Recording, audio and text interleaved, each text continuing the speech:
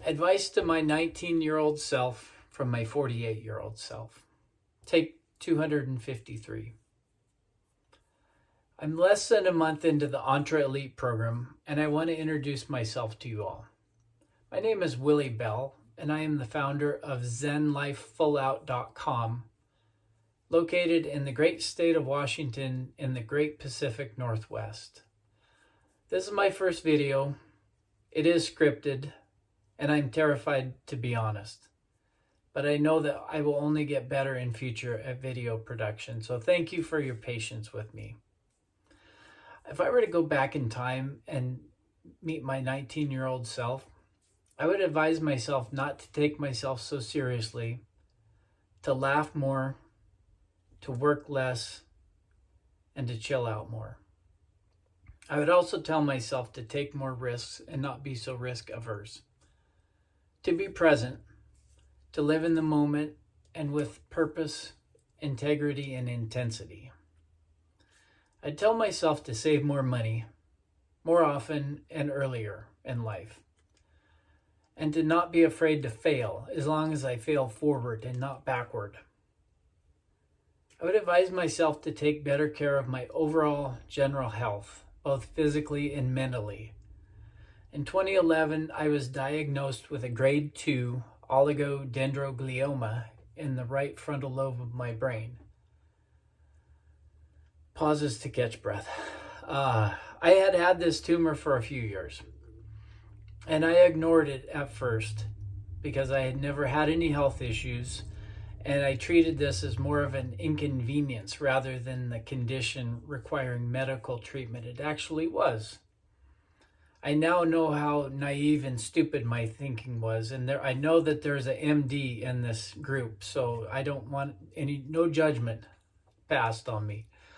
The tumor didn't go away, and it was causing greater and greater problems in my life as the tumor grew. Personality changes ensued, as well as impulsive behaviors. At the time, I owned and managed a successful commodity trading company selling and buying animal feed commodities and selling into the pet food and dairy and beef cattle markets. Over time, my increasingly impulsive and reckless trading decisions caused me to make some bad business trades and took bad positions on commodities, and then the markets went south on me during the financial collapse in 2009 when all the housing market crashed. So it was a double whammy, you could say. It was a perfect storm.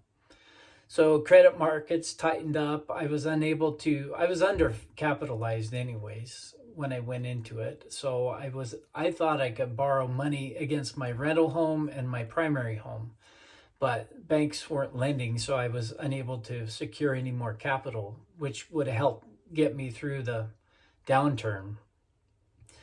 So the double whammy perfect storm caused me to close my doors. I lost my business. And as a result, I had no prospects of finding other work. And in the meantime, I had to make some hard choices. So I sold my home. I put my house up for sale. I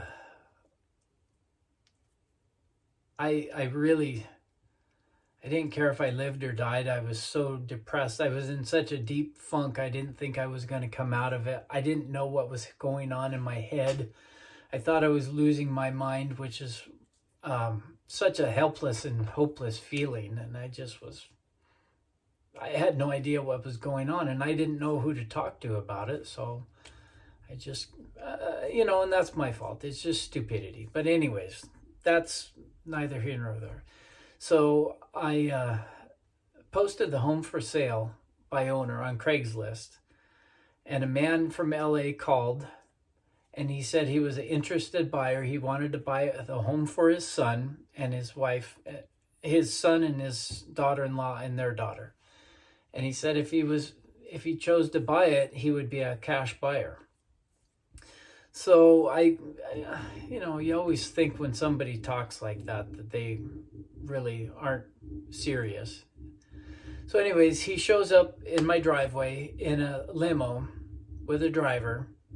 And then a couple of weeks later, he said he wished to purchase the home, full price offer, all cash. So I was over the moon about that. And then he says, well, what are you going to do? And I said, well, I don't know. I didn't have a plan at that point. And he said he liked my plain, no nonsense, plain speak. And he asked if I would be interested in working for his company. And I didn't know who the guy was. Well, it turned out this guy was the CEO of Amgen, the biotech company, and the maker of Enbrel and Prolia, which are their big blockbuster drugs down in Southern California. So I quickly did a Google search on him, and that was him, and he flew me down there, and I got the job. So I was still dealing with what I now know are seizures, but I didn't know what they were at the time. Excuse me.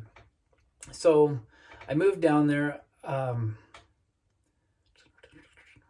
am I at? Okay. So I had not yet been diagnosed with the brain tumor. And as the tumor continued to grow, it was growing rapidly. I was soon suffering seizures on a weekly basis and then on a daily basis. At one point, I had collapsed in front of my team and in front of my colleagues, which were also quasi-friends. And the head nurse at the clinic on campus said that I needed to go get an MRI at the Los Robles Hospital. I didn't know what an MRI was. So it was found in the MRI.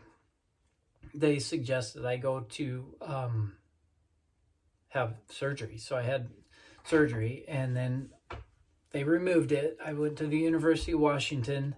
Upon my return to work, I was unable to perform the duties of my job, and I reluctantly resigned my post, and unable to find comparable work.